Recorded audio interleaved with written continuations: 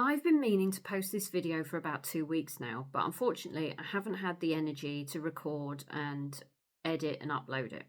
In fact, I don't have the energy still anyway, but it's the 10th of January and it seems like a long time to have left it.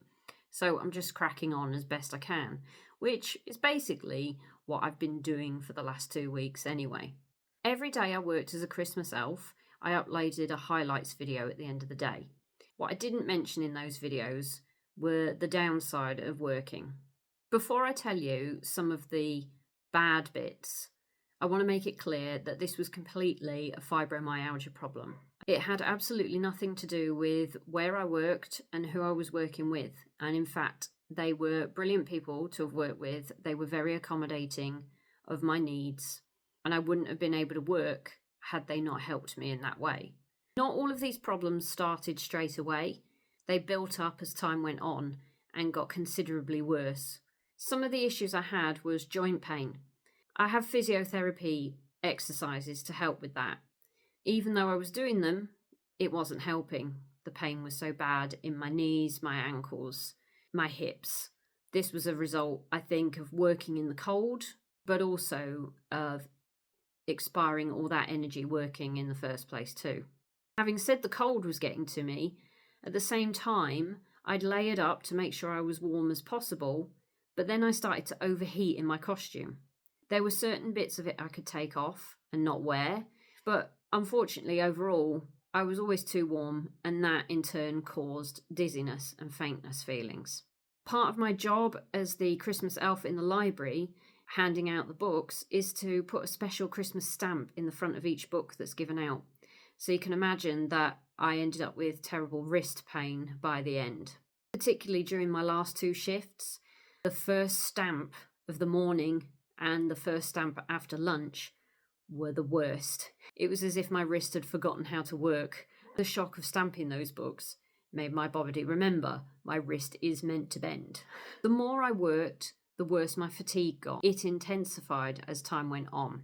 This caused more cog fog, cognitive impairment, which meant even though I knew the self-scripted words I wanted to say, I had trouble recalling them towards the end. Another side effect of the fatigue, ironically, was that my sleep was more disturbed. The last couple of nights before Christmas, I only got about 4 hours each night, which obviously then worsened everything for the following day. And working in a cold environment meant that my skin really dried out. For a week or so afterwards, my face felt really dry and horrible. And I noticed that my nails and hands had got really dried as well, to the point that I ended up breaking a few nails in the run up to Christmas as well. I'm still feeling the effects now. I work on a sort of 1-to-1 basis. For every hour of work or activity I do, I generally need an hour of rest to recuperate afterwards. So you can imagine doing 14 days worth of elfing, plus getting ready for Christmas, about 24 days of intensity. It's going to take me about 24 days to recuperate. So between Christmas and New Year, I planned to just sit and rest as much as I could. But one thing I did have to do was fill in the appeal form to get my limited work capability assessment sent to tribunal. Not only did I have to put mental energy into filling out another form, but the emotional toll it took on me sent me into a really bad flare. So from the 27th to the 30th of December, when my kids were away visiting family, and I thought I was going to be able to rest but also enjoy myself, I really struggled for those days, not just because of the work, but the stress of the tribunal form as well. So that's had an added impact into recovering from elfing. I've also had family visits in the new year.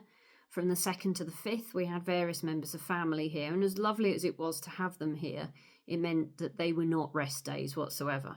And all this week we've had really cold weather. We're quite lucky in York that we've not had all the snow that everywhere else has had, but the cold weather really affects me, and these minus temperatures are causing me a lot of fatigue and more joint pain. So I'm not getting better anytime soon, despite having tried to. And that's why it's taken me so long to record and upload this video. I had so many plans and ideas of what the last couple of weeks were going to be, and I've massively overestimated what I was going to manage to do. The sad thing is, I do want to be doing stuff, and as the holidays finished and my regular activities have started up again, I have tried to make it to as many as possible. But actually, towards the end of the week, I've struggled again. I missed my first acting class last night, although that worked out to be a good thing because the boiler decided to play up last night and I was here to start dealing with it. So every cloud has a silver lining. Hopefully I'll get back into a better routine soon. And just getting this video filmed after planning to do it for so long, I'm starting to feel a little bit better. That sense of achievement. Hopefully I'll find the energy to do some other bits and pieces too. I hope you all had a lovely Christmas and you had a lovely New Year, however you celebrated it. And I hope 2025 is going to be a good one for everyone. See you later.